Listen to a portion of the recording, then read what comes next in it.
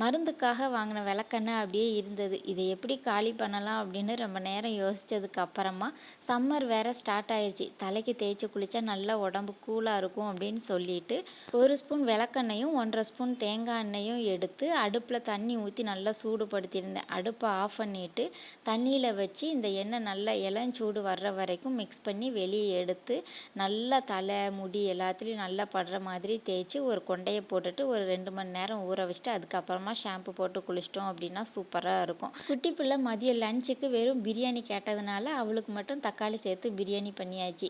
ஜாரில் பூண்டு, சின்ன வெங்காயம், புதினா, மல்லி எல்லாம் சேர்த்து கொரப்பாக அரைச்சிட்டு எண்ணெயில் அதை சேர்த்து லைட்டாக வதக்கி பச்சை வாசனை போனதுக்கு அப்புறமா ஒரு பெரிய சைஸ் தக்காளியும் அரைச்சி சேர்த்துட்டு, மசாலாவுக்காக மஞ்சள் பொடி, மிளகாய் பொடி, அப்புறமா பிரியாணி மசாலா, உப்பெல்லாம் சேர்த்து நல்லா மிக்ஸ் பண்ணி எண்ணெய் பிரிஞ்சு வந்ததுக்கப்புறமா நார்மல் சாப்பாட்டு அரிசி சேர்த்து விசில் வச்சு எடுத்துட்டோம் அப்படின்னா சூப்பராக ரெடி ஆயிரும்.